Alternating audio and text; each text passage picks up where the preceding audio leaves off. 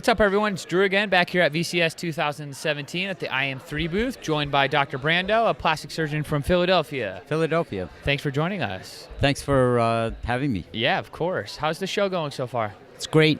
There's a lot of things that you learn, all the new techniques, and I think more importantly for me, it's to make sure that I know that I'm current with everything that's going on. And the validation. I've been out there for 25 years, exclusively doing cosmetic surgery, and always little pearls that you pick up here. But it's a really great meeting. A lot of great people. How important is continuing your education to you and and just your specialty and being a better plastic surgeon? I think there are two aspects to it. One is that the surgical side continues to evolve.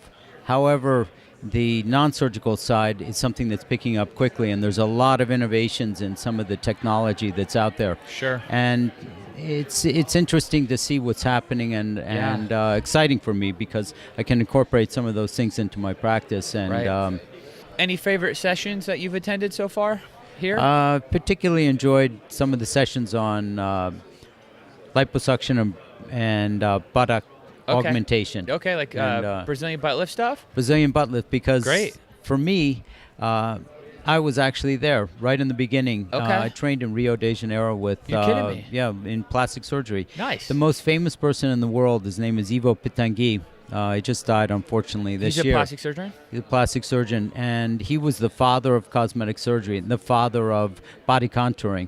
So that I always wonder why plastic surgery was so big in Brazil. Is it because it originated there? A lot of the innovation came from there? I think, yes, and I think Pitangui, he was really the father of it. Gotcha. He was one of the original people doing it back in the 60s and the 70s. Wow. In our clinic, Pitangui's clinic, we had 4 ORs going. So you were with him? For 3 years. You're kidding me. So that was like your fellowship or residency with him? It was a residency. It's a little hybrid from the typical United States training because in the U.S. at the time, this was back in the 80s. Yeah. In the U.S. at the time, you would do a general plastic surgery residency, but only 10% would be cosmetic surgery. Right. So that's all that I wanted to do, and I sought out the Michelangelo of cosmetic surgery, which was Pitangui. Yeah. And actually, I saw him on the cover of Life magazine, and I said, and read an article about him. He was a artist and Renaissance man. I said, that's the guy I want to train with. And so I left general surgery in this country and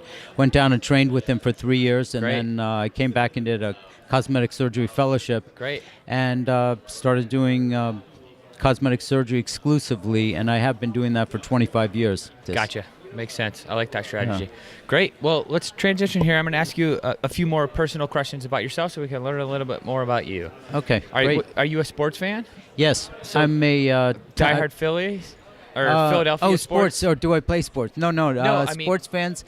I like the Eagles. Okay. And that's pretty much all the sports that I really... football is your sport then to watch? Yeah, I usually watch football. Okay, cool. But I mostly play tennis. Oh, really? So I operate and I play tennis. I've been I played on the junior circuit when I was younger. I played McEnroe twice. And, wow. And I played #1 in college. You're and I was a teaching pro for a long time. Where did you go to college? Went to Colgate. So you played tennis at Colgate? I played tennis at Colgate, and that was really tough. That was pretty much the only way that I got in there. I wasn't really a very good student. I had dyslexia. Unfortunately, my son, not unfortunately, but my son has dyslexia also. Okay.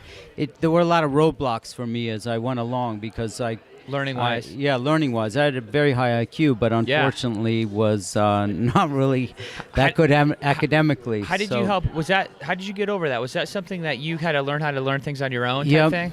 Back then, not that I'm that old, but, at the time when I was in school, you just couldn't, they didn't know that much about it. My son went to a specialized school just for dyslexics, so he did really well. But the way I got into Colgate was because they needed they need somebody to play tennis. I played ice hockey also. But you're kidding me? Yeah. Nice. But now I play tennis, and I play 3 or 4 days a week. It keeps me in shape. I do a lot of big body surgeries. Nice. 4 or 5 hour surgeries that require you to be in good shape. Stamina, and, I'd imagine, too. Yeah, you need your stamina. And so, 2 years ago, I won the grass court championships at in Philadelphia, which was a pretty good one because it's funny. Not as young as some of the young ones, but I'm still playing really well. Now, was that age group?